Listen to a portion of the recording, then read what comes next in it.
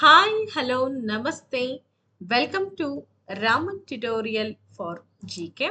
So ಇವತ್ತಿನ ಈ ತರಗತಿಯಲ್ಲಿ ನಾನು ನಿಮಗೆ T T H S T R and G P S T R V A ಎಕ್ಸಾಮ್ಗೂ ಕೂಡ ಹೆಲ್ಪ್ ಆಗೋ ರೀತಿ ಪ್ರಮುಖ ಸಮಾಜ ವಿಜ್ಞಾನ ವಿಷಯಕ್ಕೆ ಸಂಬಂಧಪಟ್ಟಂತ ಪ್ರಶ್ನೋತ್ತರಗಳನ್ನು ಅಧ್ಯಾಯಕ್ಕೆ ಅನುಗುಣವಾಗಿ ನೋಡ್ತಾ ಹೋಗೋಣ. ಈ ವಿಡಿಯೋ ನಿಮ್ಮ ಪ್ರತಿಯೊಂದು ಎಕ್ಸಾಮ್ಗಳಿಗೂ ಕೂಡ ಹೆಲ್ಪ್ ಆಗುತ್ತೆ.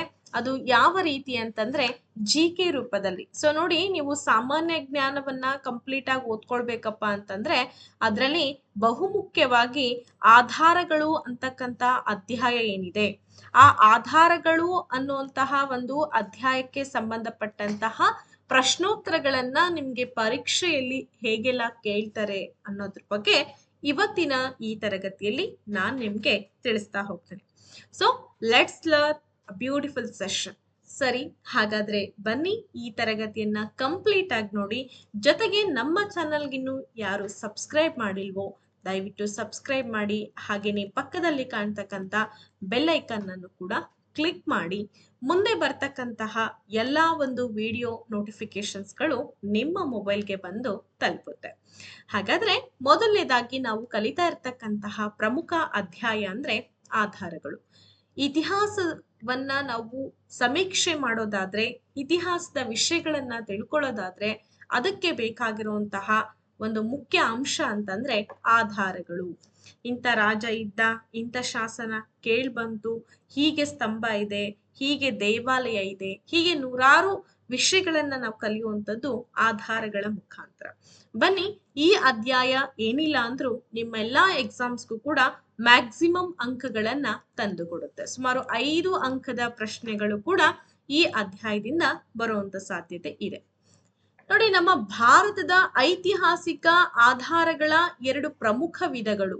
ನಮ್ಮ ಭಾರತದ ಆಧಾರಗಳನ್ನ ನಾವ್ ಏನ್ ಮಾಡ್ತೀವಿ ಅಂದ್ರೆ ಐತಿಹಾಸಕ್ಕೆ ಅನುಗುಣವಾಗಿ, ಇತಿಹಾಸಕ್ಕೆ ಅನುಗುಣವಾಗಿ 2 ರೀತಿಯಲ್ಲಿ ವಿಂಗಡಣೆ ಮಾಡ್ತೀವಿ. ಒಂದು ಪ್ರಾಕ್ತನ ಅಂದ್ರೆ ಪುರಾತನ ಆಧಾರಗಳು ಅಥವಾ ಪ್ರಾಕ್ತನ ಆಧಾರಗಳು ಅಂತ ಹೇಳ್ತೀವಿ. ಇನ್ನೊಂದು ಬರವಣಿಗೆಗೆ ಸಂಬಂಧಪಟ್ಟಂತ ಆಧಾರಗಳು. ಇಲ್ಲಿ ಸಾಹಿತಿಗಳು ಬರ್ತಾರೆ, ಅನೇಕ ಲೇಖಕರು ಬರ್ತಾರೆ, ವಿದೇಶಿ ಸಾಹಿತಿಗಳು ಬರ್ತಾರೆ, ಸ್ವದೇಶಿ ಸಾಹಿತಿಗಳು ಬರ್ತಾರೆ. ಸೊ ಇದೆಲ್ಲ ಒಂದು ಆಧಾರಗಳನ್ನ ನಾವು ಬರವಣಿಗೆಯ ಆಧಾರಗಳು ಅಂತ ಕರಿತಾ ಇದೀವಿ. ಓಕೆ, ಹಾಗೇನೆ ನೀವು ನಮ್ಮ ಟಿ ಟಿ ಪೆಡ್ ಕ್ಲಾಸ್ ಅನ್ನ ಜಾಯಿನ್ ಆಗ್ಬೇಕು ಅಂತ ಬಯಸ್ತಾ ಇದ್ದೀರಾ ಅಂತಂದ್ರೆ ಅಫ್ಕೋರ್ಸ್ ಇದೇ ತಿಂಗಳು ಮಾರ್ಚ್ 15ನೇ ತಾರೀಕಿನಿಂದ ಹೊಸ ಬ್ಯಾಚ್ ಅನ್ನ ಶುರು ಮಾಡ್ತಾ ಇದ್ದೀವಿ. ರೆಕಾರ್ಡೆಡ್ ಕ್ಲಾಸಸ್ ಇರುತ್ತೆ. ನೀವು ಡ್ಯೂಟಿಗೆ ಕೂಡ ಹೋಗಿ ಬಂದು ಕ್ಲಾಸಸ್ಗಳನ್ನ ಕೇಳ್ಕೋಬಹುದು. ಸೊ ಯಾರಿಗೆಲ್ಲ ಇಂಟ್ರೆಸ್ಟ್ ಇದೆನೋ ಅವ್ರು ಏನ್ ಮಾಡಬಹುದು, ನಮ್ಮ ನಂಬರ್ಗಳನ್ನ ನೋಟ್ ಮಾಡ್ಕೊಳ್ಳಿ. 821767 ಹಾಗೆ 04 ಅಂಡ್ 05 ನಂಬರ್ ಅನ್ನ ನೋಟ್ ಮಾಡಿ. ಹಾಗೇನೆ 636115 ಅಂಡ್ 623 ನಂಬರ್ನ ಕೂಡ ನೋಟ್ ಮಾಡ್ಕೊಳ್ಳಿ. ಲಿಮಿಟೆಡ್ ಸ್ಟೂಡೆಂಟ್ಸಿಗೆ ಮಾತ್ರ ಅವಕಾಶ ಕೊಟ್ಟಿದ್ದೀವಿ ಈ ಸಲ. ಸೊ ಹಾಗಾಗಿ 15ರ ಒಳಗಾಗಿ ಯಾರೆಲ್ಲ ಜಾಯಿನ್ ಆಗ್ತಾರೋ ಅವರಿಗೆ ಅತಿ ಕಡಿಮೆ ಫೀಸ್ ಇದೆ. 15ರ ನಂತರದಲ್ಲಿ ಈಗಿರುವಂತ ಫೀಸಿಗೆ 500 ಕೂಡ ಎಕ್ಸ್ಟ್ರಾ ಆಗುವಂತ ಸಾಧ್ಯತೆ ಇರುತ್ತೆ. ಹಾಗಾಗಿ ದಯವಿಟ್ಟು ಯಾರಿಗೆಲ್ಲ ಇಂಟ್ರೆಸ್ಟ್ ಇದೆನೋ ಅವರು ಜಾಯಿನ್ ಆಗಬಹುದು. ಪ್ರಾಗಿತಿಹಾಸ, ಸಂಸ್ಕೃತಿ ಮತ್ತು ಸಿಂಧೂ ನಾಗರಿಕತೆಯ ಅಧ್ಯಯನಕ್ಕೆ ಇರ್ತಕ್ಕಂತಹ ಪ್ರಮುಖ ಆಧಾರಗಳು. ಎಕ್ಸಾಮ್ ನಲ್ಲಿ ಕೇಳ್ತಾರೆ ನಿಮ್ಗೆ, ಪ್ರಾಗೈತಿಹಾಸಿಕ ಸಂಸ್ಕೃತಿ ಮತ್ತೆ ಸಿಂಧೂ ನಾಗರಿಕತೆಯ ಅಧ್ಯಯನಕ್ಕೆ ನಮ್ಗೆ ಯಾವ ಆಧಾರಗಳು ಪ್ರಮುಖವಾಗ್ತವೆ ಅಂತ. ಅಲ್ಲಿ ಕೇವಲ ನಮ್ಗೆ ಪ್ರಾಕ್ತನ ಆಧಾರಗಳು ಮಾತ್ರ ಸಹಾಯವನ್ನ ಮಾಡುತ್ತೆ. ಯಾಕೆ ಅಂತಂದ್ರೆ ಶಿಲಾ ಶಾಸನಗಳನ್ನ ನೋಡಬಹುದು, ದೇವಾಲಯಗಳು, ಕಟ್ಟಡಗಳು, ಸ್ತಂಭಗಳು, ಈ ತರ ಒಂದು ರಚನೆಗಳನ್ನ ಮಾತ್ರ ನಮ್ಗೆ ನೋಡ್ಲಿಕ್ಕೆ ಸಾಧ್ಯ ಇದೆ. ಈ ಪ್ರಾಗೈತಿಹಾಸಿಕ ಕಾಲ ಅಂತಂದ್ರೆ ಬರವಣಿಗೆ ಗೊತ್ತಿರದೇ ಇರ್ತಕ್ಕಂತಹ ಕಾಲ. ಅಲ್ಲಿ ಯಾವುದೇ ರೀತಿಯಾದಂತಹ ಬರವಣಿಗೆಗಳು ಇಲ್ಲ. ಸೊ ಹಾಗಾಗಿ ಬರವಣಿಗೆಯ ಮೂಲಕ ನಾವು ನೋಡಕ್ಕೆ ಸಾಧ್ಯನೇ ಇಲ್ಲ. ಅಂತಹ ಆಧಾರಗಳನ್ನ ಪ್ರಾಕ್ತನ ಆಧಾರಗಳು, ಶಾಸನಗಳು, ನಾಣ್ಯಗಳು ಈ ರೀತಿ ನಮ್ಗೆ ದೊರಕಿದೆ. ಅದು ಸಿಂಧೂ ನಾಗರಿಕತೆ ಮತ್ತೆ ಪ್ರಾಗೈತಿಹಾಸಿಕ ಸಂಸ್ಕೃತಿ. ನೆನ್ಪಿಟ್ಕೊಳ್ಳಿ, ಎಕ್ಸಾಮ್ಸ್ ನಲ್ಲಿ ಬಹಳ ಮುಖ್ಯವಾಗಿರ್ತಕ್ಕಂಥ ಒಂದು ಕ್ವೆಶನ್ ಇದು. ಸಾಕಷ್ಟು ಸಲ ಎಕ್ಸಾಮ್ಸ್ ಅಲ್ಲಿ ಪ್ರಶ್ನೆಯನ್ನ ಕೇಳಿದ್ದಾರೆ. ಪ್ರಾರ್ಥನಾ ಸಂಶೋಧನಾ ಇಲಾಖೆ ಆರಂಭವಾಗಿದ್ದು ಯಾವಾಗ ಅಂದ್ರೆ 1862ರಲ್ಲಿ ಈ ಒಂದು ಇಲಾಖೆಯನ್ನ ಸ್ಟಾರ್ಟ್ ಮಾಡ್ತಾರೆ. ಯಾಕೆ ಈ ಪ್ರಾರ್ಥನಾ ಸಂಶೋಧನಾ ಇಲಾಖೆ ಬೇಕಾಗಿತ್ತಾ? ಹೌದು. ಯಾಕಪ್ಪ ಅಂದ್ರೆ ನಮ್ಮ ಪುರಾತತ್ವ ಆಧಾರಗಳನ್ನ ಸಂರಕ್ಷಣೆ ಮಾಡುವಂಥದ್ದು ಮತ್ತೆ ಈ ಉತ್ಖನನಗಳಿಗೆ ಪ್ರೋತ್ಸಾಹವನ್ನ ಕೊಡುವಂತಹ ಕೆಲಸವನ್ನ ಈ ಒಂದು ಇಲಾಖೆ ಮಾಡುತ್ತೆ. ಇದನ್ನ 2 ಬಾರಿ ಎಕ್ಸಾಮ್ಸ್ ನಲ್ಲಿ ಕೇಳಿದ್ದಾರೆ. ಅದು HSTR ನಲ್ಲೂ ಕೂಡ ಕೇಳಿದ್ದಾರೆ, GPSTR ಎಕ್ಸಾಮ್ಸ್ ಅಲ್ಲೂ ಕೂಡ ಕೇಳಲಾಗಿದೆ. ಓಕೆ, ರಾಯಲ್ ಏಷ್ಯಾಟಿಕ್ ಸೊಸೈಟಿ, ಈ ಒಂದು ಸೊಸೈಟಿಯನ್ನ ಸಂಸ್ಥಾಪನೆ ಮಾಡಿದಂಥವ್ರು ನಮ್ಮ ಭಾರತದಲ್ಲಿ ಸರ್ ವಿಲಿಯಂ ಜೋನ್ಸ್. ಮತ್ತೆ ಕೆಲವೊಬ್ಬರಿಗೆ ಹೆನ್ರಿ ಕೋಲ್ಬ್ರೂಕ್ ಅಂತಾನೂ ಕೂಡ ಬರ್ಬೋದು. ಅದು ನಮ್ಮಲ್ಲ, ಬೇರೆ ಐರೋಪ್ಯ ಕಂಟ್ರಿಗಳಲ್ಲಿ. ಬಟ್ ಸರ್ ವಿಲಿಯಂ ಜೋನ್ಸ್ ಏನಿದ್ದಾನೆ ನಮ್ಮ ಭಾರತದಲ್ಲಿ ರಾಯಲ್ ಏಷ್ಯಾಟಿಕ್ ಸೊಸೈಟಿಯನ್ನ ಸ್ಥಾಪನೆ ಮಾಡ್ತಾರೆ. ಇದನ್ನ TET ನಲ್ಲಿ 2 ಬಾರಿ ಪ್ರಶ್ನೆ ಕೇಳಿದ್ದಾರೆ. ಸೊ ಹಾಗಾಗಿ ನೀವೇನ್ ಮಾಡ್ಬೇಕು ಅಂತಂದ್ರೆ ಪ್ರತಿ ಈ ಆಧಾರಗಳು ಅಧ್ಯಾಯವನ್ನ ಯಾರು ನೀಟಾಗಿ ಸ್ಟಡಿ ಮಾಡೋದಿಲ್ವೋ ಬಹಳ ಕಳ್ಕೊಳ್ಬೇಕಾಗತ್ತೆ. ಗೊತ್ತಾಯ್ತಾ? ನೋಡಿ, ಭಾರತದಲ್ಲಿ ಪ್ರಾರ್ಥನಾ ಆಧಾರಗಳನ್ನ, ಪ್ರಾರ್ಥನಾ ಅಂದ್ರೆ ಪುರಾತತ್ವ ಆಧಾರಗಳನ್ನ ಹೊರತೆಗೆಯುವಂತಹ ಪ್ರಯತ್ನಕ್ಕೆ ಉತ್ತೇಜನ ನೀಡಿದಂತಹ ಒಂದು ಸಂಘಟನೆ ಯಾವುದು ಅಂದ್ರೆ ಅದೇ ದಿ ರಾಯಲ್ ಏಷ್ಯಾಟಿಕ್ ಸೊಸೈಟಿಯ ಸ್ಥಾಪನೆ ಅಂತ ಹೇಳ್ತೀವಿ. ಈ ಒಂದು ಸೊಸೈಟಿಯ ಮುಖಾಂತರ ನಮ್ಮಲ್ಲಿ ನಶಿಸಿ ಹೋಗಿರುವಂತಹ ಅವಶೇಷಗಳು ಇವೆಲ್ಲವುಗಳನ್ನ ಉತ್ಖನನಗಳನ್ನ ಮಾಡೋದ್ರ ಮೂಲಕ ಒಂದು ಹೊಸ ಪ್ರಯತ್ನಕ್ಕೆ ಕೈ ಹಾಕ್ದಂಗ ಆಗುತ್ತೆ.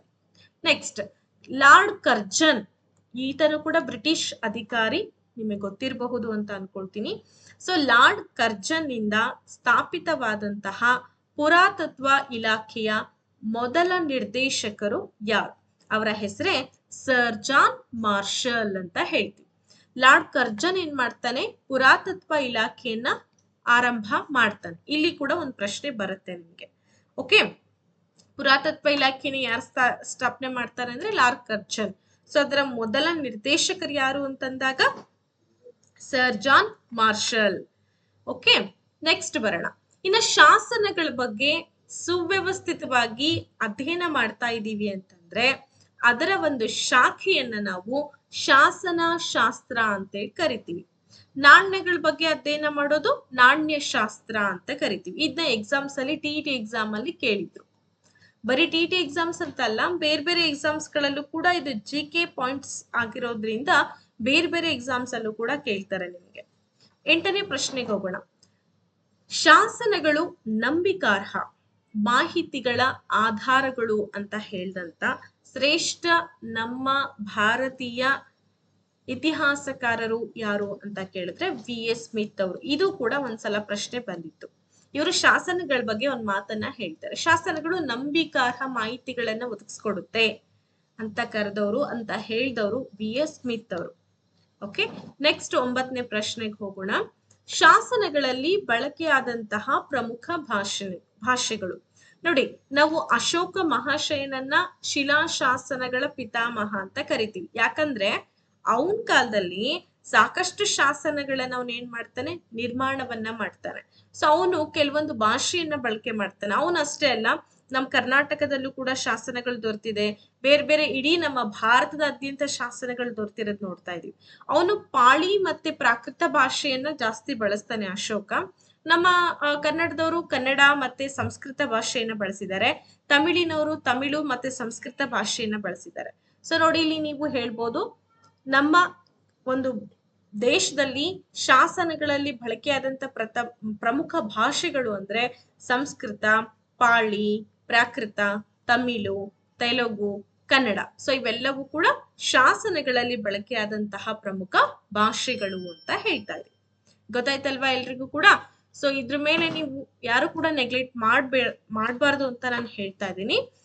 ನೋಡಿ, 10ನೇ ಅಂಶವನ್ನ ನೋಡೋದಾದ್ರೆ ಭಾರತದ ಶಾಸನಗಳ ರಚನೆಯಲ್ಲಿ ಬಳಕೆಯಾದಂತಹ ಲಿಪಿ. ನೋಡಿ, ಬ್ರಾಹ್ಮಿ ಮತ್ತೆ ಖರೋಷ್ಠಿ ಲಿಪಿ ನಿಮಗೆ ಗೊತ್ತಿರಬಹುದು. ಅಶೋಕ ಉತ್ತರ ಭಾರತದಲ್ಲಿ ಕೆತ್ತಿದಂತಹ ಶಾಸನಗಳನ್ನ ಒಂದು ಲಿಪಿಯಲ್ಲಿ ಬಳಕೆ ಮಾಡ್ತಾನೆ. ಮತ್ತೆ ದಕ್ಷಿಣ ಭಾರತದಲ್ಲಿ ಆಲ್ಮೋಸ್ಟ್ ಏನಾಗಿದೆ, ಖರೋಷ್ಠಿ ಲಿಪಿಯಲ್ಲಿ ಇದೆ ಅಂತ ಹೇಳಿ ನಾವು ಗುರುತಿಸ್ತೀವಿ. ಸೊ ಹಾಗಾಗಿ ನಮ್ಮ ಶಾಸನಗಳನ್ನ ರಚನೆ ಮಾಡುವಾಗ ಬಳಕೆ ಮಾಡ್ಕೊಂಡಂತ ಲಿಪಿ ಅಂದ್ರೆ ಬ್ರಾಹ್ಮಿ ಮತ್ತೆ ಖರೋಷ್ಠಿ ಲಿಪಿ. ನೆನಪಲ್ಲಿರ್ಲಿ, ಇದನ್ನೂ ಕೂಡ 2 ಸಲ ಪರೀಕ್ಷೆಯಲ್ಲಿ ಕೇಳಿದ್ದಾರೆ. ನೆಕ್ಸ್ಟ್, ನಮ್ಮ ಶಾಸನಗಳು ಏನ್ ನಾವು ಹೇಳ್ತೀವಿ, ಹಲ್ಮಿಡಿ ಶಾಸನ ಆಗಿರ್ಬೋದು, ಗದಗಿನ ಶಾಸನ ಆಗಿರಬಹುದು, ಮತ್ತೆ ಐಹೊಳೆ ಶಾಸನ ಆಗಿರಬಹುದು, ಅಲಹಾಬಾದ್ ಸ್ತಂಭ ಶಾಸನ, ಮೆಹರೌಲಿಯ ಶಾಸನಗಳಾಗಿರಬಹುದು, ಇವೆಲ್ಲ ಶಾಸನಗಳು ಇದೆ. ಹಾಗಾದ್ರೆ ನಮ್ಮ ಭಾರತದ ಶಾಸನಗಳಲ್ಲಿ ಅತಿ ಪ್ರಾಚೀನವಾದಂತಹ ಶಾಸನ ಅಂತೇಳಿ ಯಾವ ಶಾಸನ ಕರೆಸ್ಕೊಳ್ಳುತ್ತೆ? ಎಸ್, ನೀವೆಲ್ಲರೂ ಕೂಡ ಅನ್ಕೊಂಡಿರ್ತೀರಾ, ಇದನ್ನ ಕೂಡ ಎಕ್ಸಾಮ್ ಅಲ್ಲಿ ಕೇಳಿದ್ದಾರೆ. ಸೊಹಗಾರ್ ಶಾಸನ ಏನಿದೆ ನಮ್ಮ ಭಾರತದ ಶಾಸನಗಳಲ್ಲಿ ಅತಿ ಪ್ರಾಚೀನವಾಗಿರ್ತಕ್ಕಂಥ ಶಾಸನ ಇದು. ಹಾಗಾದ್ರೆ ಅಶೋಕನ ಶಾಸನಗಳ ಲಿಪಿ ಯಾವುದು ಅಂದ್ರೆ ಬ್ರಾಹ್ಮಿ ಮತ್ತೆ ಖರೋಷ್ಠಿ. ಈಗಾಗ್ಲೇ ನಾನು ಹೇಳಿದ್ದೀನಿ. ಶಿಲಾಶಾಸನಗಳ ಪಿತಾಮಹ ಅಂತೇಳಿ ನಾವ್ ಯಾರನ್ನ ಕರಿತಾ ಇದೀವಿ? ಅಶೋಕನನ್ನ ಕರಿತಾ ಇದೀವಿ. ಹಾಗೇನೆ ಮಸ್ಕಿ ಶಾಸನವನ್ನ ಸಂಶೋಧನೆ ಮಾಡಿದವರು ಯಾರು? ಬೇಡನ್. ಇದನ್ನ ಕೂಡ ಎಕ್ಸಾಮ್ ಅಲ್ಲಿ ಆಲ್ರೆಡಿ ಕೇಳಲಾಗಿದೆ. 2021ರಲ್ಲಿ TET ಏನಾಯ್ತು, ಆ ಸಂದರ್ಭದಲ್ಲಿ ಈ ಪ್ರಶ್ನೆ ಬಂದಿತ್ತು. ಸೊ ಬೇಡನ್, ಈ ಬೇಡನ್ ಏನಿದ್ದಾನೆ, ಮಸ್ಕಿ ಶಾಸನ ನಮ್ಮ ರಾಯಚೂರು ಜಿಲ್ಲೆ ಏನಿದೆ ನಿಮಗೆಲ್ಲ ಗೊತ್ತಿದೆ, ಚಿರಪರಿಚಿತ. ಸೊ ಆ ರಾಯಚೂರಿನಲ್ಲಿ ಮಸ್ಕಿ ಶಾಸನ ಸಿಕ್ಕಿರುವಂತದ್ದು. ಹಾಗಾದ್ರೆ ಈ ಬೇಡನ್ ಹೇಗೆ ಅದನ್ನ ಸಂಶೋಧನೆ ಮಾಡ್ತಾನೆ ಅಂದ್ರೆ ಉತ್ಖನನಗಳ ಮೂಲಕ, ಅವಶೇಷಗಳನ್ನ ಹೊರತೆಗೆಯೋದ್ರ ಮೂಲಕ ಪುರಾತತ್ವ ಇಲಾಖೆ ಅದನ್ನ ಪ್ರೋತ್ಸಾಹ ಮಾಡುತ್ತೆ. ಸೊ ಅದ್ರ ಮೂಲಕ ಬೇಡನ್ ಏನ್ ಮಾಡ್ದ, ಮಸ್ಕಿ ಶಾಸನವನ್ನ ಸಂಶೋಧನೆ ಮಾಡ್ದ. ನೆನ್ಪಿಟ್ಕೊಳ್ಳಿ. ಹಾಗೆ ಬೇಡನ್ ಮಸ್ಕಿ ಶಾಸನವನ್ನ ಯಾವ ಇಸ್ವಿಯಲ್ಲಿ ಸಂಶೋಧನೆ ಮಾಡ್ದ ಅಂತಂದ್ರೆ 1915ರಲ್ಲಿ. ಓಕೆ. ಹಂಗೆ ಹರಪ್ಪ ನಗರವನ್ನ ಒಬ್ರು ಸಂಶೋಧನೆ ಮಾಡ್ತಾರೆ, ಮಹೆಂಜೋದಾರೋ ನಗರವನ್ನ ಒಬ್ರು ಸಂಶೋಧನೆ ಮಾಡ್ತಾರೆ. ಅದು ಯಾರು ಅಂತ ನಾನು ತಿಳಿಸ್ತೀನಿ ನಿಮಗೆ. ಸೊ ನಿಮಗೂ ಗೊತ್ತಿದ್ರೆ ಕಮೆಂಟ್ ಅಲ್ಲಿ ನೀವು ಹೇಳ್ಬೋದು. ಓಕೆನಾ? ಸರಿ. ಹಾಗಾದ್ರೆ ಈ ತರ ನಿಮ್ಗೆ ಸಾಕಷ್ಟು ನೋಟ್ಸ್ಗಳು, ವಿಡಿಯೋಸ್ಗಳು ಬೇಕು ಅನ್ನೋದಾದ್ರೆ ನಮ್ಮ ರಾಮನ್ ಟ್ಯುಟೋರಿಯಲ್ ನ ಪೇಡ್ ತರಗತಿಗಳನ್ನ ತಗೊಳ್ಬಹುದು. ಸೊ ಯಾಕೆ ಅಂದ್ರೆ ಸಿಸ್ಟಮೆಟಿಕ್ ಆಗಿ ಕ್ಲಾಸಸ್ ಇರುತ್ತೆ. ನಿಮಗೆ ಅಂದುಕೊಂಡ ಸಮಯದಲ್ಲೆಲ್ಲ ಕ್ಲಾಸ್ಗಳನ್ನ ಕೇಳಬಹುದು. ಉತ್ತಮ ತರಗತಿಗಳು, ಉತ್ತಮ ಮಾರ್ಗದರ್ಶನದ ಮೂಲಕ ನಾವು ನಿಮಗೆ ಅತಿ ಕಡಿಮೆ ಫೀಸ್ ನಲ್ಲಿ ಕ್ಲಾಸಸ್ಗಳನ್ನ, ಅದಕ್ಕೆ ಸಂಬಂಧಪಟ್ಟಂತ ನೋಟ್ಸ್ಗಳನ್ನ ನಿಮ್ಗೆ ಪ್ರೊವೈಡ್ ಮಾಡ್ತಾ ಇದೀವಿ. ಸೊ ಯಾರಿಗೆ ಇಂಟ್ರೆಸ್ಟ್ ಇದೆನೋ ಅವರೆಲ್ಲರೂ ಕೂಡ ನಾನು ಹೇಳುವಂತ ನಂಬರ್ ಅನ್ನ ಕಾಂಟ್ಯಾಕ್ಟ್ ಮಾಡಿ. 821767 ಹಾಗೆ 04 ಮತ್ತೆ 05. ಹಾಗೆ ಇನ್ನೊಂದು ನಂಬರ್ ಕೂಡ ಇದೆ 6361153623. ಉತ್ತಮ ಆರ್ಗನೈಸ್ಡ್ ಆಗಿರುವಂತಹ ತರಗತಿಗಳನ್ನ ನಾವು ನಿಮಗೆ ಪ್ರೊವೈಡ್ ಮಾಡ್ತಾ ಹೋಗ್ತೀವಿ. ಓಕೆ, 6361153623. ಓಕೆ, ಸರಿ. ನೆಕ್ಸ್ಟ್ ತುಂಬಾ ಇಂಪಾರ್ಟೆಂಟ್ ಆಗಿರುವಂತಹ ಒಂದು ಪಾಯಿಂಟ್ ಇದೆ. ಏನಿದೆ ಅದು ಅಂತಂದ್ರೆ ಕಳಿಂಗ. ನೀವೆಲ್ಲ ಕೇಳಿರಬಹುದು. ಈಗಿನ ಒರಿಸ್ಸಾ ರಾಜ್ಯವನ್ನ ನಾವು ಹಿಂದೆ ಕಳಿಂಗ ಅಂತ ಕರಿತೀವಿ. ಕಳಿಂಗ ಕೇವಲ ಒರಿಸ್ಸಾ ರಾಜ್ಯವಾಗಿ ಅಷ್ಟೇ ಫೇಮಸ್ ಅಲ್ಲ. ಅಶೋಕನು ಒಂದು ದೊಡ್ಡ ಯುದ್ಧವನ್ನ ಮಾಡ್ತಾನೆ ಕಳಿಂಗದ ಮೇಲೆ. ಸೊ ಅದೇ ಕೊನೆಯ ಯುದ್ಧನೂ ಕೂಡ ಹೌದು. ಹಂಗಾಗಿ ಇತಿಹಾಸದಲ್ಲಿ ಅಜರಾಮರವಾಗಿ ಉಳಿದಿರ್ತಕ್ಕಂಥ ಹೆಸರು ಅಂದ್ರೆ ಕಳಿಂಗ. ಆ ಕಳಿಂಗವನ್ನ ಆಡಳಿತ ಮಾಡ್ತಾ ಇದ್ದಂತಹ ದೊರೆ ಹೆಸರು ಅಂದ್ರೆ ಖಾರವೇಲ. ನೆನ್ಪಿಟ್ಕೊಳ್ಳಿ, ಕೇಳ್ತಾರೆ ಪ್ರಶ್ನೆ. ಹಾಗಾಗಿ ನಾನು ಹೇಳ್ತೀನಿ, ಕಳಿಂಗದ ಹೊಸ ಹೆಸರಾದ್ರೂ ಆಗಿರ್ಬೋದು, ಕಳಿಂಗ ರಾಜ್ಯವನ್ನ ಆಳ್ವಿಕೆ ಮಾಡಿದಂತಹ ದೊರೆ ಆಗಿರಬಹುದು. ಹಾಗಾದ್ರೆ ಈ ಕಳಿಂಗ ದೊರೆಯಾದಂತಹ ಖಾರವೇಲನ ಸಾಧನೆಗಳಾಗಿರ್ಬೋದು, ಅವನ ಆಡಳಿತಾತ್ಮಕ ಸುಧಾರಣೆಗಳಾಗಿರ್ಬೋದು, ಇದನ್ನೆಲ್ಲವನ್ನ ತಿಳಿಸುವಂತ ಒಂದು ಶಾಸನ ಇದೆ. ಅದನ್ನೇ ಹಾತಿ ಗುಂಪ ಶಾಸನ ಅಂತ ಕರಿತೀವಿ. ಇದನ್ನು ಕೂಡ TET ನಲ್ಲಿ ಕೇಳಿದ್ದಾರೆ. ಮೇಡಮ್ ಎಲ್ಲಾನು ಕೇಳಿದ್ದಾರೆ ಎಲ್ಲ ಹೌದು, ಹಿಂಗೆ ಇರುತ್ತೆ. ಅದಕ್ಕೆ ಆಧಾರಗಳು ಅಧ್ಯಾಯ ಏನಿದೆ ಅಂತಂದ್ರೆ ನಾನು ಹೇಳ್ದೆ ನಿಮಗೆ ಮುಂಚೆನೆ, 5ರಿಂದ 6 ಅಂಕಗಳನ್ನ ತಂದ್ಕೊಡ್ತಕ್ಕಂತ ಒಂದು ಬಹಳ ಮುಖ್ಯವಾಗಿರುವಂತ ಅಧ್ಯಾಯ ಅದು. ಅದಕ್ಕೋಸ್ಕರ ಅದನ್ನ A to Z point to point ನೀವು ಸ್ಟಡಿ ಮಾಡ್ಬೇಕಾಗತ್ತೆ. Okay, yes. ನೆಕ್ಸ್ಟ್ ಹೋಗೋಣ. ಹಾಗಾದ್ರೆ 17ನೇ ಅಂಶಕ್ಕೆ. ಹಾಗಾದ್ರೆ ಈ ಹಾತಿ ಗುಂಪ ಶಾಸನ ಏನಿದೆ, ಇದರ ಭಾಷೆ ಯಾವುದು? ಯಾವ ಭಾಷೆಯಲ್ಲಿ ರಚನೆ ಆಗಿದೆ ಅಂದ್ರೆ ಪ್ರಾಕೃತ ಭಾಷೆ. ಹಾಗಾದ್ರೆ ಇದರ ಲಿಪಿ ಬ್ರಾಹ್ಮಿ ಲಿಪಿ. ಓಕೆ, ನೆಕ್ಸ್ಟ್ ಹಾತಿ ಗುಂಪ ಶಾಸನ ನಮ್ಗೆ ಎಲ್ಲಿ ಸಿಕ್ತಪ್ಪ ಅಂದ್ರೆ ಒರಿಸ್ಸಾದ ರಾಜಧಾನಿ ಯಾವುದು? ಭುವನೇಶ್ವರ್. ಸೊ ಈ ಭುವನೇಶ್ವರ್ ಬಳಿ ಇರ್ತಕ್ಕಂಥ ಉದಯಗಿರಿ ಬೆಟ್ಟದಲ್ಲಿ ನಮ್ಗೆ ಹಾತಿಗುಂಪ ಶಾಸನ ಸಿಕ್ಕಿರುವಂತದ್ದು, ನೆನ್ಪಿಟ್ಕೊಳ್ರಿ. ಇದು ಕೂಡ ಒಂದ್ಸಲ ಬಂದಿದೆ. ಯಾವಾಗ ಬಂದಿದೆ ಅಂದ್ರೆ 2022ರ ಮಾಡೆಲ್ ಕ್ವಶನ್ ಪೇಪರ್ ಬಿಟ್ಟಿದ್ರು. ಆ ಮಾಡೆಲ್ ಕ್ವಶನ್ ಪೇಪರ್ ಅಲ್ಲಿ ಈ ಕ್ವಶನ್ ಅನ್ನ ಕೇಳಿದ್ರು. Okay, next. ಹಾಗಾದ್ರೆ ಇನ್ನೊಂದು ಐತಿಹಾಸಿಕ ಪ್ರಸಿದ್ಧವಾಗಿರುವಂತಹ ಒಂದು ಶಾಸನ ಇದೆ, ಅದೇ ಅಲಹಾಬಾದ್ ಸ್ತಂಭ ಶಾಸನ. ಕೇಳಿರಬಹುದು ಅಂತ ಅನ್ಕೊಂಡಿದೀನಿ, ಕೇಳಿರ್ಲೇಬೇಕು. ಇತಿಹಾಸವನ್ನ ಓದಂತವ್ರು ಈ ಸ್ತಂಭ ಶಾಸನವನ್ನ ಮರಿಲಿಕ್ಕೆ ಸಾಧ್ಯನೇ ಇಲ್ಲ. ಹಾಗಾದ್ರೆ ಅಲಹಾಬಾದ್ ಸ್ತಂಭ ಶಾಸನ ಯಾರು ಕೆತ್ತಿಸ್ತಾರೆ ಅಂದ್ರೆ ಅವನೇ ಸಮುದ್ರಗುಪ್ತ. ಹಾಗಾದ್ರೆ ಸಮುದ್ರಗುಪ್ತ ಯಾರು? ಕ್ವಶನ್ ಬರ್ಬೇಕಲ್ವಾ. ಸಮುದ್ರಗುಪ್ತ ಗುಪ್ತ ಸಾಮ್ರಾಜ್ಯದ ಅತಿ ಶ್ರೇಷ್ಠ ದೊರೆ, ಒಬ್ಬ ದಕ್ಷ ಆಡಳಿತಗಾರ ಅಂತ ಕರಿತಾ ಇದ್ವಿ ಅಲ್ವಾ. ಗುಪ್ತರ ಯುಗವನ್ನ ನಾವು ಗೋಲ್ಡನ್ ಏಜ್ ಅಂತ ಕರಿತೀವಿ. ಅಂದ್ರೆ ಭಾರತದ ಸುವರ್ಣ ಯುಗ ಅಂತೇಳಿ ನಾವು ಆ ಗುಪ್ತರ ಒಂದು ಏಜ್ ಅನ್ನ ಕರಿತಾ ಇದೀವಿ. ಯಾಕೆ ಅನ್ನೋದಕ್ಕೆ ಆ ಗುಪ್ತ ಸಾಮ್ರಾಜ್ಯವನ್ನ ನೀವು ಓದ್ಬೇಕು, ಗೊತ್ತಾಗುತ್ತೆ. ನೆಕ್ಸ್ಟ್ ನೋಡಿ, ಗುಪ್ತರ ಚರಿತ್ರೆ, ಸಮುದ್ರಗುಪ್ತನ ಸಾಧನೆಗಳನ್ನ ವಿವರಿಸ್ತಕ್ಕಂತಹ ಶಾಸನ ಅಂದ್ರೆ ಅದೇ ಅಲಹಾಬಾದ್ ಸ್ತಂಭ ಶಾಸನ. ಓಕೆ, ನಿಮ್ಗೆ ಈ ತರ ಇಂಪಾರ್ಟೆಂಟ್ ಆಗಿರುವಂತ ಪಾಯಿಂಟ್ಸ್ ಗಳು ಬೇಕು ಅನ್ನೋದಾದ್ರೆ ನೀವು ಕಾಮೆಂಟ್ ಅಲ್ಲಿ ತಿಳಿಸಿ, ಮೇಡಮ್ ಈ ತರ ವಿಡಿಯೋಸ್ ಮಾಡಿ ಅಂತ ಹೇಳ್ಬಿಟ್ಟು ಪ್ರತಿಯೊಬ್ರು ಕೂಡ ಉತ್ತಮ ಕಮೆಂಟ್ ಹಾಕಿದ್ರೆ ನೆಕ್ಸ್ಟ್ ಪಾರ್ಟ್ 2 ಕೂಡ ನಿಮಗೆ ಪ್ರತಿ ಚಾಪ್ಟರ್ದು ನೆಕ್ಸ್ಟ್ ಚಾಪ್ಟರ್ ಯಾವ್ದು ಬರುತ್ತೆ, ಸಿಂಧು ಬಯಲ ನಾಗರಿಕತೆ ಬರುತ್ತೆ. ಅದಾದ್ಮೇಲೆ ಭರತ ವರ್ಷ ಬರುತ್ತೆ. ಅದಾದ್ಮೇಲೆ ಮೌರ್ಯರು, ಕುಶಾಣರು. ಸೊ ಹೀಗೆ ಪ್ರತಿ ಒಂದು ಸಾಮ್ರಾಜ್ಯದ ಬಗ್ಗೆ, ಪ್ರತಿ ಅಂಶದ ಬಗ್ಗೆ ಇದೇ ತರ ಕ್ವಶನ್ ಅಂಡ್ ಆನ್ಸರ್ಸ್ ಗಳನ್ನ ತಗೊಂಡ್ ಬರ್ತೇವೆ. ಸೊ ಇದನ್ನ ನೀವೇನ್ ಮಾಡ್ಬೇಕು, ಕಾಮೆಂಟ್ ಅಲ್ಲಿ ನನಗೆ ಹಾಕಿ ತಿಳಿಸ್ಬೇಕು. ಹೆಚ್ಚು ಕಮೆಂಟ್ಸ್ ಬಂದ್ರೆ ಮಾತ್ರ ನೆಕ್ಸ್ಟ್ ಪಾರ್ಟ್ಸ್ ಕೂಡ ಬರುತ್ತೆ. ಓಕೆ, ಗೊತ್ತಾಯ್ತಾ ಅಲಹಾಬಾದ್ ಸ್ತಂಭ ಶಾಸನದ ಪ್ರಾಮುಖ್ಯತೆ. ನೆಕ್ಸ್ಟ್, ಅಲಹಾಬಾದ್ ಸ್ತಂಭ ಶಾಸನವನ್ನ ಕೌಸಂಬಿಯಿಂದ ಅಲಹಾಬಾದ್ಗೆ ಸಾಗಿಸಿದ್ ಯಾರಪ್ಪ ಅಂದ್ರೆ ಅವನೇ ತುಘಲಕ್ ವಂಶದ ದೊರೆಯಾದಂತಹ ಫಿರೋಜ್ ಶಾ ತುಘಲಕ್ ಅಂತ ಹೇಳ್ಬಿಟ್ಟು. ನೆಕ್ಸ್ಟ್, ಅಲಹಾಬಾದ್ ಸ್ತಂಭ ಶಾಸನ ಯಾವ ಭಾಷೆಯಲ್ಲಿದೆ ಅಂದ್ರೆ ಅದು ಸಂಸ್ಕೃತ್ ಅಥವಾ ಸಂಸ್ಕೃತ ಭಾಷೆಯಲ್ಲಿ ಇರುವಂತದ್ದನ್ನ ನಾವು ಕಾಣ್ತಾ ಇದೀವಿ. 24ನೇ ಅಂಶ, ಇಮ್ಮಡಿ ಪುಲಕೇಶಿಯ ದಿಗ್ವಿಜಯಗಳನ್ನ ಹಾಗೂ ಬಾದಾಮಿ ಚಾಳುಕ್ಯರ ಬಗ್ಗೆ ವಿವರಗಳನ್ನ ನೀಡುವಂತಹ ಶಾಸನ ಯಾವುದು ಅಂದ್ರೆ ಅದೇ ಐಹೊಳೆ ಶಾಸನ. ಯಾಕೆಂದ್ರೆ ಐಹೊಳೆ ಅನ್ನೋದೇನಿದೆ ವಾಸ್ತುಶಿಲ್ಪದ ತೊಟ್ಟಿಲು ಅಂತ ಕರಿತಾ ಇದೀವಿ. ಅಷ್ಟ್ರ ಮಟ್ಟಿಗೆ ಅಲ್ಲಿ ವಾಸ್ತುಶಿಲ್ಪ ಶೈಲಿ ಬೆಳೆದ್ ಬಂದಿದೆ ಬಾದಾಮಿ ಚಾಳುಕ್ಯರಲ್ಲಿ. ಸೊ ಐಹೊಳೆ ಶಾಸನ ಬಹಳ ಹೆಸರುವಾಸಿಯಾಗಿರುವಂತದ್ದು ಅಲ್ವಾ. ಐಹೊಳೆ ಶಾಸನವನ್ನ ರಚನೆ ಮಾಡಿದಂತವ್ರು ರವಿಕೀರ್ತಿ. ಗುಪ್ತರ ಕಾಲದ ಲೋಹಶಾಸ್ತ್ರದ ನಿಪುಣತೆಗೆ ಸಾಕ್ಷಿಯಾಗಿರುವಂತಹ ಶಾಸನ ಅಂತಂದ್ರೆ ಮೆಹರೌಲಿಯಲ್ಲಿ ಕೆತ್ತಿಸಿದಂತಹ ಕಬ್ಬಿಣದ ಸ್ತಂಭ ಶಾಸನ. ಗುಪ್ತರ ಕಾಲವನ್ನ ನಾವು ಸುವರ್ಣ ಯುಗ ಅಂತ ಕರೆದ್ವಿ. ಸೊ ಯಾಕಪ್ಪ ಅಂದ್ರೆ ಅವ್ರ ಕಾಲದಲ್ಲಿ ಲೋಹಗಳ ಬಗ್ಗೆನೂ ಕೂಡ ಜ್ಞಾನ ಇತ್ತು ಅವರಿಗೆ. ಈ ಅಂಶ ನಮಗೆ ಹೆಂಗ್ ತಿಳಿದು ಬರುತ್ತೆ ಅಂತಂದ್ರೆ ಅವರು ಕೆತ್ತಿಸಿದಂತಹ ಕಬ್ಬಿಣದ ಸ್ತಂಭ ಶಾಸನದ ಮೂಲಕ ಗೊತ್ತಾಗತ್ತೆ. ಓಕೆ, ಹಾಗಾಗಿನೇ ಅವ್ರಿಗೆ ಇಂಥದ್ ಗೊತ್ತಿಲ್ಲ ಅಂತ ಹೇಳಕ್ಕಾಗಲ್ಲ. ಇವಾಗ ನಾವೇನ್ ಹೇಳ್ತೀವಿ, ಭೂಮಿ ದುಂಡಾಗಿದೆ ಅಂತೇಳಿ ಅನೇಕ ಸಂಶೋಧನೆಗಳ ಮೂಲಕ ನೋಡ್ಕೊಂಡ್ವಿ.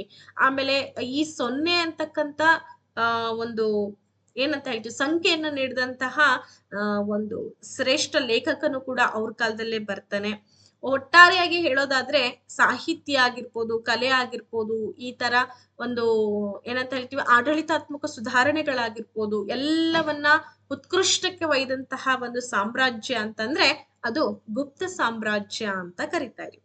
ಹಾಗಾಗಿ ಅದನ್ನ ಸುವರ್ಣ ಯುಗ ಅಂತ ಕರೆದ್ರು.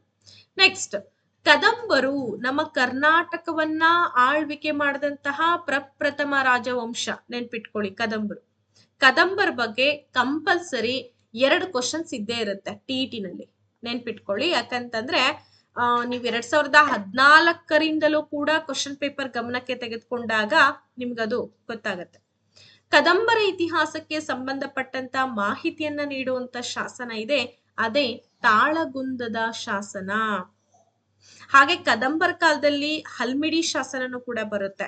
ಕದಂಬರ ದೊರೆಯಾದಂತಹ ಕಾಕತ್ಸವರ್ಮನ ಬಗ್ಗೆ ತಿಳಿಸ್ಕೊಡುವಂತ ಶಾಸನ ಅಂದ್ರೆ ಅದು ಹಲ್ಮಿಡಿ ಶಾಸನ ಅಂತ ಹೇಳಿ ನಾವು ಕರಿತಾ ಇದೀವಿ. ಓಕೆ, ನೆಕ್ಸ್ಟ್, ಉತ್ತರ ಮೆರೂರು ಶಾಸನ. ಈ ಶಾಸನವನ್ನ ಕೆತ್ತಿಸಿದಂತಹ ಚೋಳ ದೊರೆ. ನೋಡಿ, ನೀವು ಚೋಳರು ಅಂದ ತಕ್ಷಣ ನಿಮ್ಗೊಂದು ತಲೆ ನೆನಪಿಗೆ ಬರ್ಬೇಕು. ಯಾಕೆಂದ್ರೆ ಗ್ರಾಮ ಪಂಚಾಯತ್ ಆಡಳಿತ ವ್ಯವಸ್ಥೆ ಆ ಲೆವೆಲಿಗಿತ್ತು. ಚೋಳರು ಅಂದ ತಕ್ಷಣ ನಮಗೆ ನೆನಪಿಗೆ ಬರೋದೆ ಅವರ ಆಡಳಿತಾತ್ಮಕ ಸುಧಾರಣೆಗಳು. ನೀವೇನು PDO ಓದ್ತೀರಿ, ನೀವೇನು ಗ್ರಾಮ ಪಂಚಾಯತ್ ಈ ಒಂದು ಲೆಕ್ಕಾಧಿಕಾರಿ ಪೋಸ್ಟ್ಗಳಿಗೆ ಓದ್ತಾ ಇದ್ದೀರೋ, ನೀವು ಚೋಳರ ಆಡಳಿತಾತ್ಮಕ ಸುಧಾರಣೆಗಳ ಬಗ್ಗೆ ಓದ್ಲೇಬೇಕು ಕಂಪಲ್ಸರಿ. ಅದು ತುಂಬಾ ಫೇಮಸ್, ಇತಿಹಾಸ ಪ್ರಸಿದ್ಧವಾಗಿರುವಂತಹ ಗ್ರಾಮಾಡಳಿತ ವ್ಯವಸ್ಥೆ ಇತ್ತವರಲ್ಲಿ. ಅದು ಡೀಟೇಲ್ ಆಗಿ ಓದಿದ್ರೆ ಗೊತ್ತಾಗುತ್ತೆ. ಅವರಲ್ಲಿ ಅವರು ಕಾಲದಲ್ಲಿ ಇದ್ದಂತಹ ಶಾಸನ ಅಂದ್ರೆ ಅದು ಉತ್ತರ ಮೆರೂರು ಶಾಸನ ಅಂತ ಹೇಳ್ಬಿಟ್ಟು. ಇದ್ರಲ್ಲಿ ನಮಗೆ ಗೊತ್ತಾಗುತ್ತೆ ಚೋಳರ ಗ್ರಾಮಾಡಳಿತ ವ್ಯವಸ್ಥೆ ಜೊತೆಗೆ 1ನೇ ಪರಾಂತಕನ ಬಗ್ಗೆನೂ ಕೂಡ ನಮ್ಗೆ ತಿಳಿದು ಬರುತ್ತೆ. ಓಕೆನಾ? ಎಸ್, ನೆಕ್ಸ್ಟ್ ಹೋಗೋಣ. ಹಾಗಾದ್ರೆ ಮಾಳ್ವರು. ಹಾಗಾದ್ರೆ ಮಾಳ್ವರ್ ಯಾರು ಮೇಡಮ್ ಅಂತಂದ್ರೆ ಈ ರಜಪೂತರು ನಿಮ್ಗೆಲ್ಲ ಗೊತ್ತಾ? ಸೊ ರಜಪೂತರಲ್ಲಿ ಗಹಡ್ವಾಲರು, ಮಾಳ್ವರು ಇವರೆಲ್ಲರೂ ಕೂಡ ಬರ್ತಾರೆ. ಸೊ ಮಾಳ್ವರಲ್ಲಿ ಗಣರಾಜ್ಯ ಅಸ್ತಿತ್ವದಲ್ಲಿತ್ತು ಎಂಬುದಕ್ಕೆ ಇರ್ತಕ್ಕಂಥ ಆಧಾರ ಯಾವುದು ಅಂದ್ರೆ ನಾಣ್ಯಗಳು ಅಂತ ಹೇಳ್ತಾ ಇದ್ವಿ. ಹಾಗಾದ್ರೆ ನಮ್ಮ ಭಾರತದಲ್ಲಿ ದೊರೆತಂತ ಪ್ರಮುಖ ಗ್ರೀಕ್ ನಾಣ್ಯಗಳು ನೋಡಿ, ನಮ್ಮ ಭಾರತದಲ್ಲಿ ದೊರೆತಂತ ಗ್ರೀಕ್ ನಾಣ್ಯಗಳು ಅಂತ ಕರಿತಾ ಇದೀವಿ ಅಂದ್ರೆ ನಮಗೊಂದು ತಿಳಿಯುತ್ತೆ, ಭಾರತ ದೇಶ ಕೇವಲ ಸ್ವದೇಶಿ ವ್ಯಾಪಾರ ಮಾಡ್ತಾ ಇರ್ಲಿಲ್ಲ, ಬದಲಿಗೆ ವಿದೇಶಿ ವ್ಯಾಪಾರವನ್ನು ಕೂಡ ಮಾಡ್ತಾ ಇತ್ತು, ವಿದೇಶಿ ಸಂಪರ್ಕನೂ ಕೂಡ ಇತ್ತು ಆಗಿನ ಕಾಲದಲ್ಲೇ ಅಂತ ನಮ್ಗೆ ತಿಳಿದು ಬರ್ತಾ ಇದೆ. ಸೊ ಸ್ಟೇಟರ್ ಆಗಿರ್ಬೋದು, ಡೇರಿಕ್, ದಿನಾರ್ ಇವೆಲ್ಲವೂ ಕೂಡ ಗ್ರೀಕ್ ನಾಣ್ಯಗಳು. 8 ಬಗೆಯ ಚಿನ್ನ ಮತ್ತೆ ಬೆಳ್ಳಿ ನಾಣ್ಯಗಳನ್ನ ಹೊರಡಿಸಿದಂತಹ ಗುಪ್ತ ದೊರೆ ಯಾರು ಅಂತಂದ್ರೆ ಅವನೇ ಸಮುದ್ರಗುಪ್ತ. ಸಮುದ್ರಗುಪ್ತ ಅವನಿಗೊಂದು ಬಿರುದು ಕೂಡ ಇತ್ತು, ಅದು ನೀವು ಕಮೆಂಟ್ ಅಲ್ಲಿ ತಿಳಿಸ್ತೀರಾ ಅಂತ ಅನ್ಕೊಂಡಿದ್ದೀನಿ. ಸಮುದ್ರಗುಪ್ತನಿಗೆ ಇರ್ತಕ್ಕಂಥ ಬಿರುದು ಯಾವುದು ಅಂತ ಪ್ರಶ್ನೆ ಇದೆ ನಿಮಗೆ. ನಾನು ನಿಮಗೆ ಪ್ರಶ್ನೆ ರೈಸ್ ಮಾಡ್ತಾ ಇದ್ದೀನಿ. ಸೊ ಯಾರು ಸರಿಯಾದ ಉತ್ತರವನ್ನ ಕೊಡ್ತೀರಾ ನಾನು ಚೆಕ್ ಮಾಡ್ತೀನಿ. ಓಕೆ, ಅದನ್ನ ನೀವ್ ಏನ್ ಮಾಡಿ ಕಮೆಂಟ್ ಬಾಕ್ಸ್ ಮೂಲಕ ತಿಳಿಸಿ. ತುಂಬಾ ಫೇಮಸ್ ಅವನಿಗಿದ್ದಂತ ಬಿರುದು, ಬಹಳಷ್ಟು ಸಲ ಎಕ್ಸಾಮ್ಸ್ ಅಲ್ಲಿ ಕೇಳಿದ್ದಾರೆ ನೋಡಿ. ಭಾರತದ ನಾಣ್ಯಗಳ ಗುಣಮಟ್ಟ ಉತ್ತಮಗೊಂಡಿದ್ ಯಾವಾಗ? ನಮ್ಮಲ್ಲಿ ಅಲ್ಲಿ ತನಕ ಏನಪ್ಪಾ ಅಂತಂದ್ರೆ ನಾಣ್ಯಗಳಿಗೆ ಅಷ್ಟು ಬೆಲೆ ಇರ್ಲಿಲ್ಲ, ಅದು ಅಷ್ಟೊಂದು ಗುಣಮಟ್ಟದ ನಾಣ್ಯವನ್ನ ನಾವ್ ಏನ್ ಮಾಡ್ತಿರ್ಲಿಲ್ಲ, ಪ್ರಾಡಕ್ಟ್ ಮಾಡ್ತಾ ಇರ್ಲಿಲ್ಲ. ಸೊ ಯಾವಾಗ ನಮ್ಮ ಭಾರತದ ಮೇಲೆ ಗ್ರೀಕರ್ ದಾಳಿ ಮಾಡ್ತಾರೋ ಅವಾಗ ಅವ್ರ ಇನ್ಫ್ಲೂಯೆನ್ಸ್ ಜಾಸ್ತಿ ಆಗ್ತಾ ಹೋಗುತ್ತೆ. ನಿಮಗೆ ಗೊತ್ತಿರಬಹುದು ಗ್ರೀಕರ ಒಂದು ಇನ್ಫ್ಲೂಯೆನ್ಸ್ ಯಾವ ಮಟ್ಟಕ್ಕೆ ಹೋಯ್ತು ಅಂತಂದ್ರೆ ಕಲೆ ಮತ್ತು ವಾಸ್ತುಶಿಲ್ಪದಲ್ಲೂ ಕೂಡ ಅವರ ಇನ್ಫ್ಲೂಯೆನ್ಸ್ ಆಗ್ತಾ ಹೋಗುತ್ತೆ ನಮ್ಗೆ. ಹಾಗೆ ಬುದ್ಧ ಚರಿತ್ರೆ ಅಥವಾ ಬುದ್ಧ ಚರಿತ ಅಂತಕ್ಕಂಥ ಕೃತಿಯನ್ನ ರಚನೆ ಮಾಡಿದವ್ರು ಯಾರು ಅಂದ್ರೆ ಅವರೇ ಅಶ್ವಘೋಷ. ನೆನ್ಪಿಟ್ಕೊಳ್ಳಿ, ಎಕ್ಸಾಮ್ಸ್ ಅಲ್ಲಿ ಕೇಳಿದರೆ ಇದನ್ನ. ಓಕೆ, ದೆನ್ ನೆಕ್ಸ್ಟ್ ಪಾಯಿಂಟ್ ಬಂದು ಚಂದ್ರಗುಪ್ತ ಮತ್ತೆ ಚಾಣಕ್ಯರ ಬಗ್ಗೆ ವಿವರ ನೀಡ್ತಕ್ಕಂಥ ವಿಶಾಖದತ್ತನ ಕೃತಿ ಯಾವುದು ಅಂತಂದ್ರೆ ಮುದ್ರಾ ರಾಕ್ಷಸ. ಇದು ಕೂಡ ಒಂದ್ಸಲ ಪ್ರಶ್ನೆ ಬಂದಿದೆ. ವಿಶಾಖದತ್ತನ ಕೃತಿ ಅಂದ್ರೆ ಮುದ್ರಾ ರಾಕ್ಷಸ. ಮುದ್ರಾ ರಾಕ್ಷಸ ಏನ್ ತಿಳಿಸ್ಕೊಡುತ್ತೆ? ಚಂದ್ರಗುಪ್ತ ಮೌರ್ಯ ಮತ್ತೆ ಚಾಣಕ್ಯರ ಬಗ್ಗೆ ನಮಗೆ ತಿಳಿಸ್ಕೊಡುತ್ತೆ. ಹಾಗಾದ್ರೆ ಚಂದ್ರಗುಪ್ತ ಯಾರಿಲ್ಲಿ? ಗುಪ್ತ ಸಾಮ್ರಾಜ್ಯದ ಅಲ್ಲ, ಅವನು ಮೌರ್ಯ ಸಾಮ್ರಾಜ್ಯದ ಸಂಸ್ಥಾಪಕ. ಅರ್ಥ ಮಾಡ್ಕೊಳ್ಳಿ. ಮತ್ತೆ ಯಾರಾದ್ರೂ ಹೋಗಿ ಗುಪ್ತ ಅಂತಿದೆ ಅಂತೇಳಿ ಗುಪ್ತ ಸಾಮ್ರಾಜ್ಯದವನು ಅಂತ ಬರ್ದಿರ್ತೀರಿ, ಅವನು ಮೌರ್ಯ ಸಾಮ್ರಾಜ್ಯದ ಸಂಸ್ಥಾಪಕ. ಹಾಗಾದ್ರೆ ಚಾಣಕ್ಯ ಯಾರು ಅಂತಂದ್ರೆ ಇವನ ಮಂತ್ರಿ ಆಗಿರ್ತಾನೆ. ಸೊ ಈ ಮೌರ್ಯ ಸಾಮ್ರಾಜ್ಯ ಹೊಟ್ಕೊಳ್ಳಿಕ್ ಇವನೇನೆ ಕಾರಣ. ಹಾಗೇನೆ ಚಾಣಕ್ಯನಿಗೆ ಬೇರೆ ಬೇರೆ ಹೆಸರುಗಳು ಕೂಡ ಇತ್ತು. ಒಂದು ವಿಷ್ಣುಗುಪ್ತ ಅಂತ ಹೇಳ್ತಾ ಇದ್ರು, ಕೌಟಿಲ್ಯ ಅಂತ ಹೇಳ್ತಾ ಇದ್ರು. ಹಾಗೇನೆ ಇವನ ಒಂದು ಪ್ರಮುಖ ಕೃತಿ ಇದೆ, ಅದೇ ಅರ್ಥಶಾಸ್ತ್ರ.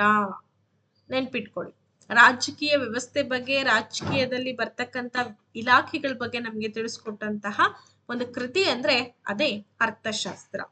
ಓಕೆ, ನೆಕ್ಸ್ಟ್ ಚೋಳರ ಸ್ಥಳೀಯ ಸರ್ಕಾರ. ನಾನು ಏನ್ ಹೇಳಿದೆ, ಗ್ರಾಮಾಡಳಿತದ ಬಗ್ಗೆ ಹೇಳುತ್ತೆ ಒಂದು ಶಾಸನ ಅಂತ ಹೇಳಿದೆ, ಅದೇ ಉತ್ತರ ಮೆರೂರು ಶಾಸನ. ನೆನ್ಪಿಟ್ಕೊಳ್ಳಿ, ಇದು ಕೂಡ ಒಂದ್ಸಲ ಕ್ವಶನ್ ಕೇಳಿದರೆ. ಗೂರ್ಜರ ಪ್ರತಿಹಾರರು ಅಂತ ಹೇಳ್ತೀವಿ. ಇವ್ರು ಯಾರಪ್ಪ ಅಂತಂದ್ರೆ ಏನ್ ರಜಪೂತ್ರಿದ್ರು, ರಜಪೂತ್ರ ಮನೆತನಗಳಿದ್ವಲ್ಲ, ಸೊ ಆ ರಜಪೂತ ಮನೆತನದ ಒಂದು ಉಪಮನೆತನ ಅಂತ ಕರಿತಾ ಇದೀವಿ. ಸೊ ಆ ರಜಪೂತ್ರಲ್ಲಿ ಬರ್ತಕ್ಕಂತ ಪ್ರತಿಹಾರರ ದೊರೆಯಾದಂತ ಭೋಜರಾಜನ ಬಗ್ಗೆ ಮಾಹಿತಿಯನ್ನ ಒದಗಿಸುವಂತ ಒಂದು ಶಾಸನ ಇದೆ, ಅದೇ ಗ್ವಾಲಿಯರ್ನ ಶಾಸನ.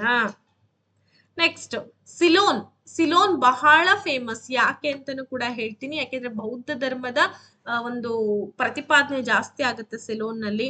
ಸಿಲೋನಿನ ಬೌದ್ಧ ವೃತ್ತಾಂತಗಳು ಯಾವ್ಯಾವು ಅಥವಾ ಬೌದ್ಧ ಧರ್ಮದ ಬಗ್ಗೆ ನಾವು ತಿಳ್ಕೊಳ್ಳಿಕ್ಕಿರ್ತಕ್ಕಂಥ ಆಧಾರಗಳು ಅಂತಂದ್ರೆ ದೀಪವಂಶ ಮತ್ತೆ ಮಹಾವಂಶ ಕೃತಿಗಳು ಅಂತ ಹೇಳ್ತಾ ಇದೀವಿ. ಇನ್ನ ರಾಜತರಂಗಿಣಿ ಇದನ್ನಂತೂ 2 ಸಲ ಎಕ್ಸಾಮ್ ಅಲ್ಲಿ ಕೇಳಿದ್ದಾರೆ. ಬೇಕಿದ್ರೆ ನಾನೇನು ಸುಮ್ನೆ ನಿಮಗೆ ಇಲ್ಲದನ್ನೇನು ಹೇಳ್ತಾ ಇಲ್ಲ, ಬೇಕಾದ್ರೆ ನೋಡ್ಬೋದು ನೀವು ಕ್ವಶನ್ ಪೇಪರ್ಸ್ ಗಳನ್ನೆಲ್ಲ ತೆಗೆದು. ಇಷ್ಟರಲ್ಲಿ ಇವತ್ತೇನ್ ನಾನು 40 ಕ್ವಶನ್ಸ್ ಗಳನ್ನ ಹೇಳಿದೀನಿ, ಆ 40 ಕ್ವಶನ್ಸ್ ಅಲ್ಲಿ ಮ್ಯಾಕ್ಸಿಮಮ್ TET ನಲ್ಲಿ GPSTR ಎಕ್ಸಾಮ್ಸ್ ಅಲ್ಲಿ ಬಂದಿದೆ. ಓಕೆ, ರಾಜತರಂಗಿಣಿ ಕೃತಿಯನ್ನ ಬರೆದವ್ರು ಯಾರು ಅಂದ್ರೆ ಕಲ್ಹಣ. ಬಿಲ್ಹಣ ಕವಿ ಬೇರೆ, ಕಲ್ಹಣ ಬೇರೆ. ಹಾಗಾದ್ರೆ ಇನ್ನೊಂದು ಕ್ವಶನ್ ಕೇಳ್ತೀನಿ ನಿಮ್ಗೆ. ನಾನು ಈಗಾಗ್ಲೇ 2 ಕ್ವಶನ್ ಕೇಳಿದೀನಿ ನಿಮಗೆ, ಅದು ಕಮೆಂಟ್ ಅಲ್ಲಿ ಉತ್ತರ ಬರ್ಬೇಕು. ಇನ್ನೊಂದು ಕ್ವಶನ್ ಕೇಳ್ತಾನೆ, ಬಿಲ್ಹಣ ಕವಿ ಬರೆದಂತಹ ಕೃತಿ ಯಾವುದು? ಅದನ್ನ ನೀವು ನನಗೆ ಕಾಮೆಂಟ್ ಅಲ್ಲಿ ತಿಳಿಸಿ. ಹರ್ಷಚರಿತ ಕೃತಿಯನ್ನ ರಚನೆ ಮಾಡಿದಂಥವ್ರು ಯಾರು? ಹರ್ಷಚರಿತ ತುಂಬಾ ಫೇಮಸ್ಸು. ಸೊ ಅದು ಬಾಣ ಕವಿ ಏನ್ ಮಾಡ್ತಾನೆ, ಹರ್ಷಚರಿತ ಕೃತಿಯನ್ನ ಬರೀತಾನೆ. ಕವಿರಾಜ ಮಾರ್ಗ ಕೃತಿಯ ರಚನೆಕಾರರು ಶ್ರೀ ವಿಜಯ. ಓಕೆ, ನೆಕ್ಸ್ಟ್ ಕನ್ನಡ ಸಾಹಿತ್ಯದ ಮೊದಲ ಉಪಲಬ್ಧ ಕೃತಿ ಅಂತಲೇ ಕವಿರಾಜ ಮಾರ್ಗವನ್ನ ನಾವು ಕರಿತಾ ಇದೀವಿ. ಕಲ್ಯಾಣಕಾರಕ ಕೃತಿಯ ಕರ್ತೃ ಯಾರು ಅಂತಂದಾಗ ಉಗ್ರಾದಿತ್ಯ. ಮೇಡಮ್, ಇವು ಲೇಖಕರು ಮತ್ತೆ ಕೃತಿಗಳು ಯಾಕೆ ಬರ್ತಿದೆ ಅಂದ್ರೆ ಇವೆಲ್ಲವೂ ಕೂಡ ಬರವಣಿಗೆ ಆಧಾರಗಳು, ಸಾಹಿತ್ಯ ಆಧಾರಗಳು ಅಂತ ಕರಿತಾ ಇದೀವಿ. ಒಂದು ಪ್ರಾರ್ಥನೆಯ ಆಧಾರಗಳಲ್ಲಿ ನಾವು ಶಾಸನಗಳ ಬಗ್ಗೆ, ನಾಣ್ಯಗಳ ಬಗ್ಗೆ ತಿಳ್ಕೊಂಡಿದ್ದಾಯ್ತು. ಯಾವೆಲ್ಲ ಶಾಸನಗಳಿದೆ, ನಾಣ್ಯಗಳು, ಅದೆಲ್ಲ ಗೊತ್ತಾಯ್ತು. ಈ ಬರವಣಿಗೆಯ ಆಧಾರಗಳಲ್ಲಿ ಬರ್ತಕ್ಕಂಥದ್ದು ಕೃತಿಗಳು ಬರುತ್ತೆ. ಅದರಲ್ಲಿ ವಿದೇಶಿ ಸಾಹಿತ್ಯ ಮತ್ತೆ ಸ್ವದೇಶಿ ಸಾಹಿತ್ಯ ಅಂತ 2 ರೀತಿ ವಿಂಗಡಿಸ್ತಾರೆ. ಈಗ ನಾನು ಹೇಳ್ತಾ ಇರೋದು ನಮ್ಮ ದೇಶಿ ಸಾಹಿತ್ಯದ ಬಗ್ಗೆ ತಿಳಿಸ್ಕೊಡ್ತಾ ಇದೆ. ಅರ್ಥ ಆಯ್ತಾ? ಇವರೆಲ್ಲರೂ ಏನ್ ಕೃತಿ ಬರೆದಿದ್ದಾರೆ, ಒಂದೊಂದು ರಾಜ್ಯ ಮನೆತನದ ಬಗ್ಗೆ ತಿಳಿಸ್ಕೊಡುವಂತ ಕೃತಿಗಳಿವೆಲ್ಲ. ಕಲ್ಯಾಣಕಾರಕ ಅಂತಕ್ಕಂಥ ಕೃತಿಯನ್ನ ಉಗ್ರಾದಿತ್ಯ ಬರೀತಾನೆ. ಸೊ ನೆಕ್ಸ್ಟ್ ಗಂಗ ದೊರೆಗಳು. ಸೊ ನೋಡಿ, ಕರ್ನಾಟಕವನ್ನ ಆಳ್ವಿಕೆ ಮಾಡಿದಂತಹ ಮತ್ತೊಂದು ರಾಜ್ಯ ಮನೆತನ ಗಂಗರು. ಸೊ ತಲಕಾಡನ್ನ ತಮ್ಮ ರಾಜಧಾನಿಯನ್ನಾಗಿ ಇಟ್ಕೊಂಡು ಗಂಗರು ಆಳ್ವಿಕೆ ಮಾಡ್ತಾರೆ. ಸೊ ಇವರು ಜೈನ ಧರ್ಮದ ಅನುಯಾಯಿಗಳು ಕೂಡ ಆಗ್ತಾರೆ. ಸರ್ವಧರ್ಮ ಸಹಿಷ್ಣು ಭಾವವನ್ನು ಕೂಡ ಹೊಂದಿರುವಂತ ಮನೆತನ.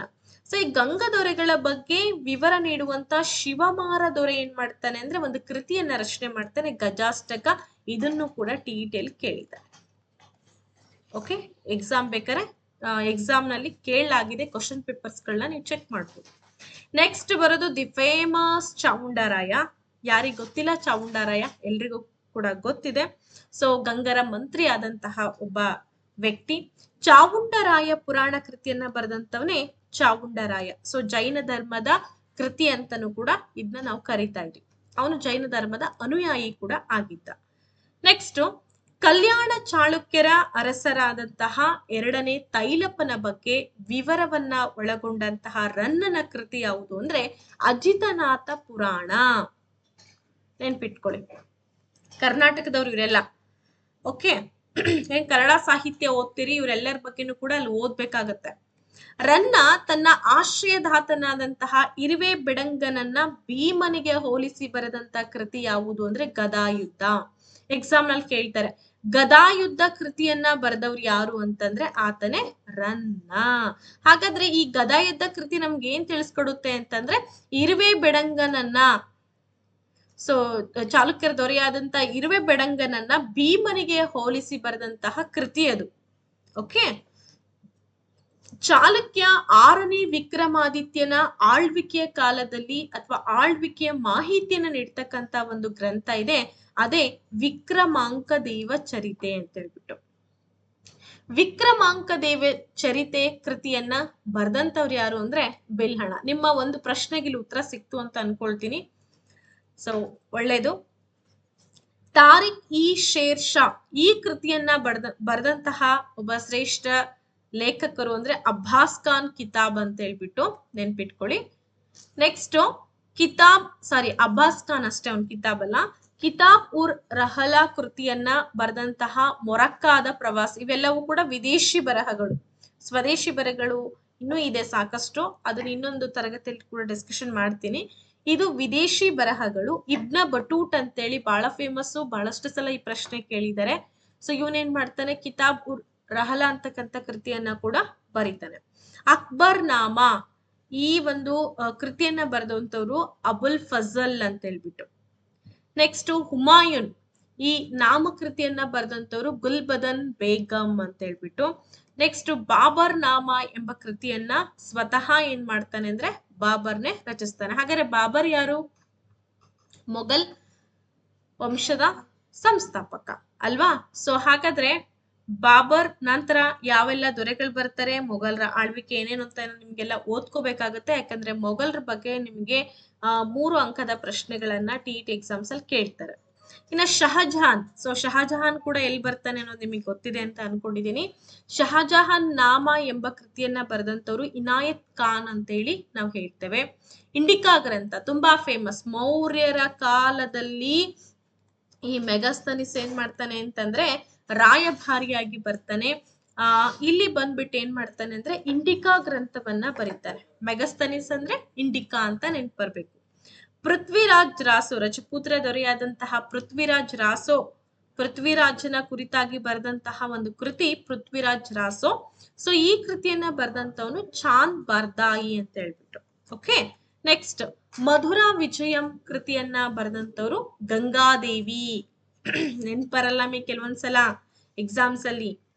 ಹಾಗೆ ಅಮುಕ್ತ ಮೌಲ್ಯದ ಕೃತಿಯನ್ನ ಬರೆದಂತವ್ರು ಶ್ರೀಕೃಷ್ಣ ದೇವರಾಯ, ಅವನು ಸ್ವತಃ ಕವಿ ಕೂಡ ಆಗಿದ್ದ. ನೆಕ್ಸ್ಟ್ ತಾರಿಕಿ ಫಿರೋಜ್ ಶಾಹಿ ಕೃತಿಯನ್ನ ಬರೆದವರು ಜಿಯಾವುದ್ದೀನ್ ಬರ್ನಿ ಅಂತ ಹೇಳ್ತೀವಿ. ತಾರಿಕ್ ಇ ನಸ್ರಿ ಕೃತಿಯನ್ನ ರಚನೆ ಮಾಡಿದಂತವ್ರು ಮೊಹಮ್ಮದ್ ತುಘಲಕ್. ಓಕೆ, ಇದಿಷ್ಟೇನಪ್ಪಾ ಅಂದ್ರೆ ಸುಮಾರು 61 ಪ್ರಶ್ನೆಗಳನ್ನ ನಾನು ಆಧಾರಗಳು ಅಂತಕ್ಕಂಥ ಅಧ್ಯಾಯದ ಮೇಲೆ ತಿಳಿಸ್ಕೊಡುವಂತ ಪ್ರಯತ್ನವನ್ನ ಬಹಳ ಕ್ವಿಕ್ ಆಗಿ ಮಾಡಿದೀನಿ. ಎಲ್ಲೂ ನಿಮಗೆ ಒಂದು ನಿಮಿಷನೂ ಕೂಡ ವೇಸ್ಟ್ ಆಗ್ಲಾರ್ದಂಗೆ ಸಂಪೂರ್ಣವಾಗಿ ಕ್ವಶನ್ ಅಂಡ್ ಆನ್ಸರ್ಸ್ ಗಳ ಮೂಲಕ ತಿಳಿಸ್ಕೊಡೋ ಪ್ರಯತ್ನ ಮಾಡಿದೀನಿ. ಸೊ ಇಲ್ಲಿ ನಿಮಗೆಲ್ಲ ಇದೆ 2 ಅಂಕದ್ದು 3 ಅಂಕದೆಲ್ಲ ಕ್ವೆಶನ್ಸ್ ಇದೆ, ಸುಮಾರು ಇದೆ ಮಾಹಿತಿ. ಇದನ್ನ ನಾನು ಪಾರ್ಟ್ 2 ನಲ್ಲಿ ಮಾಡ್ತೇನೆ. ಸೊ ಪಾರ್ಟ್ 2 ಯಾರಿಗೆ ಅವಶ್ಯಕತೆ ಇದೆ ಅವರೆಲ್ಲರೂ ಕೂಡ ಕಮೆಂಟ್ ತಿಳಿಸಿ.